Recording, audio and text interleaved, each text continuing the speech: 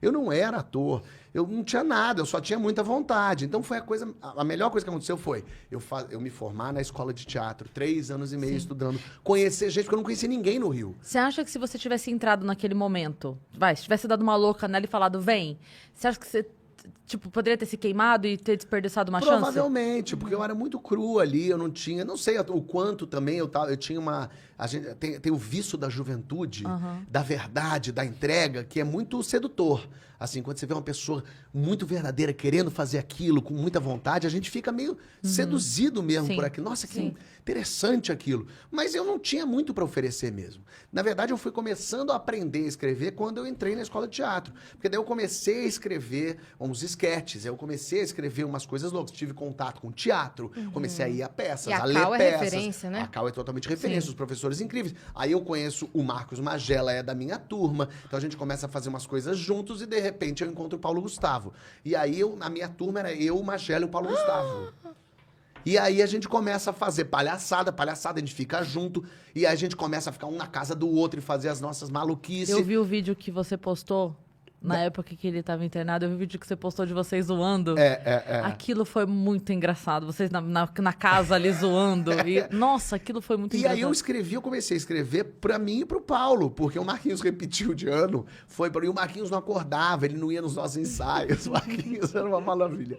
E aí eu e o Paulo comecei a escrever, eu ia pra noite, a gente estudava à noite, eu levava os escritos, porque não tinha WhatsApp. Então eu imprimia em casa e chegava lá, Paulo, olha o que eu escrevi pra gente, você é uma advogada com hipocondríaca e eu sou um mendigo, vai. E aí o Paulo lia ali na hora, a turma juntava pra ler e a gente fazia umas leituras e o Paulo falava, não, isso aqui tem que ser desse jeito. Eu mexia para no dia seguinte levar e a gente começava a trocar umas ideias e gravar umas coisas de esquete. E eu escrevia tanto esquete que daí umas outras, porque daí eu e o Paulo viramos meio um acontecimento na escola, porque eram os meninos engraçados, que estavam o tempo todo fazendo alguma coisa. Então as pessoas começaram, as outras turmas que tinham acabado de entrar, começaram a querer fazer textos meus. Então eu escrevi uns esquetes para as turmas de teatro. Caramba! E eu era um aluno, então foi um acontecimento. Então isso foi uma maravilha, conhecer essa gente toda. E aí eu me formo na escola de teatro em 2005 com o Paulo, fazendo a mesma peça que o Paulo, fazendo o mesmo personagem. Eu fazia o João Ternura jovem e ele era o João Ternura que estava num limbo. Fiquei até emocionado agora. Porque a mulher era muito... Foi muito esquisito o que aconteceu esse ano. E o Paulo fazia esse personagem, era muito curioso, porque a gente não contracenava, porque ele era eu do limbo, esse João Ternura que já estava no outro lugar.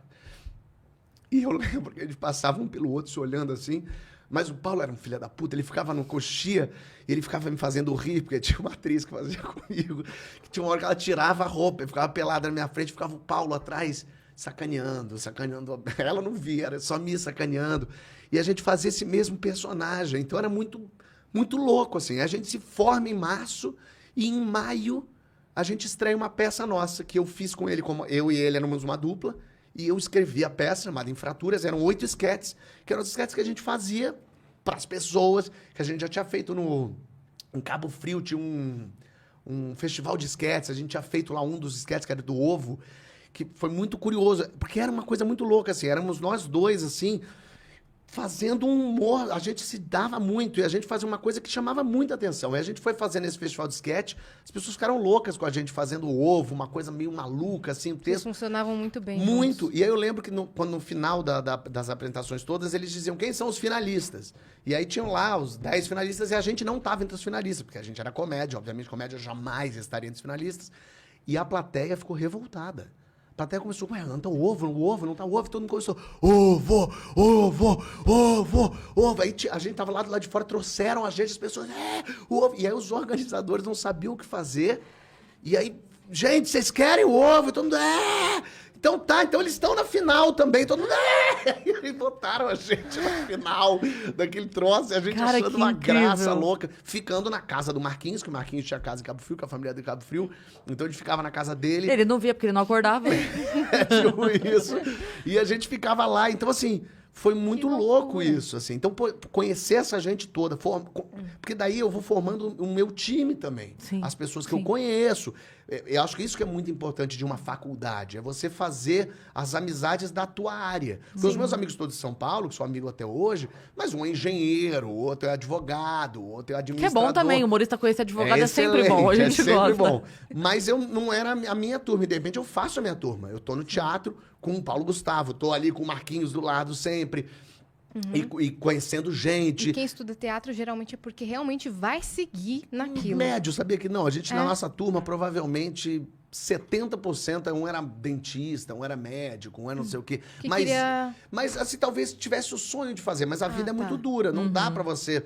Eu tive a sorte, eu era super privilegiado. Eu morei na casa da minha tia, não precisei pagar conta nenhuma. Meus tios pagavam todas as contas pra mim. Então, eu podia ficar escrevendo esquetes de madrugada, e acordar tarde, fazer cursos e ficar fazendo maluquice com o Paulo Gustavo, entendeu? E uma outra coisa que acontece também é que, diferente de outras profissões, o ator mediano, o artista mediano, ele não consegue se sustentar tão bem. O que eu digo assim, um dentista pica, ok, ele vai ser muito pica, mas um dentista mediano, ele se sustenta legal. O artista é mais difícil se sustentar. Ele Sendo tá mediano. aí. Exato, ele vai fazer, mas é muito mais difícil, né? Então, quando você conhece gente, é uma maravilha. É uma porque maravilha. Você conhece... Geralmente, quando eu vou assistir peça, eu adoro assistir peça de teatro, mas 80% de peças de teatro são horríveis. É horrível o teatro. Mas eu amo, eu sento na primeira fila, eu gosto até do sofrimento. E aí, geralmente... É gostoso mesmo, né? Eu amo. Você gosta de ver Open Mic? Como é que é? Open Mic, você gosta de assistir? Eu fico aflição. Você fica mal, eu fico com aflição. Me dá agonia, mas eu vejo. Mas aí, quando você vê uma peça e tem uma pessoa muito ruim fazendo, muito ruim, não tenha dúvida, ela é a dona do espetáculo. Ela é a pessoa, essa pessoa... Ela se botou ali. Ela se botou, com certeza. Ela que juntou aquela gente, ela que tem o espírito empreendedor. Então, eu respeito por aí. Mas, geralmente, é horrível, a pessoa é horrível. o espírito empreendedor. Porque, no fim das contas, ela só tem que ir lá lutar pelas vontades e os sonhos dela. E aí, eu fiquei 1 ano em cartaz com o Paulo, a gente fazendo um fracasso retumbante, lógico, ninguém ia assistir 2 moleques que ninguém sabe quem são, e aí, mais a gente aprendendo ali, a gente meio junto, a gente meio brigava, e aí ficava meio separado, depois voltava, e aí a gente ficou esse 1 ano em cartaz, e o Paulo começou a escrever um projeto chamado Minha Mãe é uma Peça, e o Maurício Sherman foi assistir a espetáculo e me chamou para escrever para Globo. Então, no fim desse 1 ano que a gente ficou em cartaz, foi quando o Paulo foi fazer Minha Mãe é uma Peça, e eu fui escrever para Globo. E aí, os nossos caminhos tomaram outros rumos. Assim, lógico. 2006? Isso foi 2006. E aí em 2006, o Paulo começa a ensaiar a peça. Eu fui no ensaio geral, imagina, eu era muito amigo. Eu li a peça e tal. E eu fui lá escrever. E em 2006, foi quando eu estava já uns 6 meses lá no Zorra Total, escrevendo Zorra Total, que foi um momento que eu odiava assistir o Zorra Total. Eu achava muito ruim aquilo. Eu não tinha a menor graça. Eu tinha até uma raiva daquilo. Mas aí quis o destino falar, você tem raiva, não quer escrever aqui não, Melinda?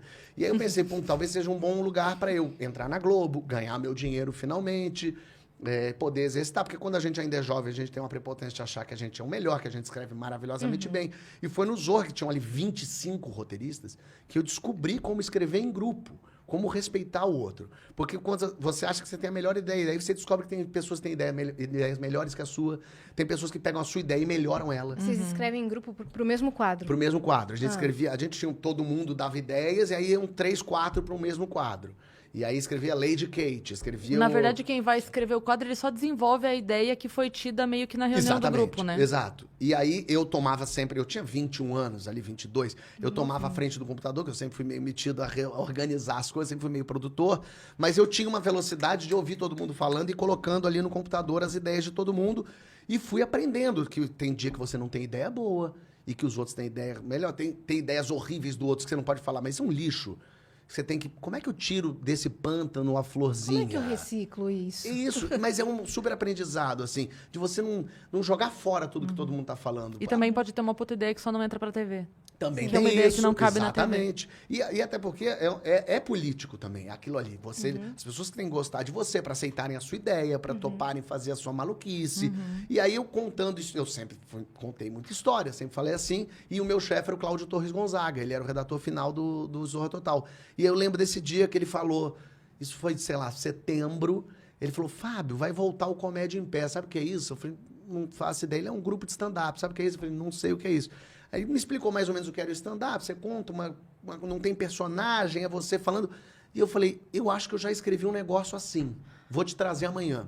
E aí eu escrevi à mão, eu trouxe para ele um texto sobre gente chata que eu tinha escrito, que eu não sabia o que era. Porque não era um personagem... Meu Deus, o seu chato. Você tem um chato seu. Mas não é. Surgiu daí o chato. Daí. E aí eu tinha esse texto que eu não sabia o que era. Eu falei pra ele, vê se é isso. Ele leu e falou, isso é stand-up. Decora e no final de outubro a gente vai ter uma apresentação. Se apresenta lá. Meu Deus, eu tô passando. Falei, tá bom. E aí eu peguei aquele troço de gente chata e aí decorei, cheguei lá de bermuda e chinelo. O Cláudio falou, como é que você tá de chinelo? Falei, mas o que tem? Ele falou, você não pode fazer de chinelo. E foi nesse dia que, então, eu só me apresentei de chinelo para todo sempre. E aí eu fiz a apresentação ali.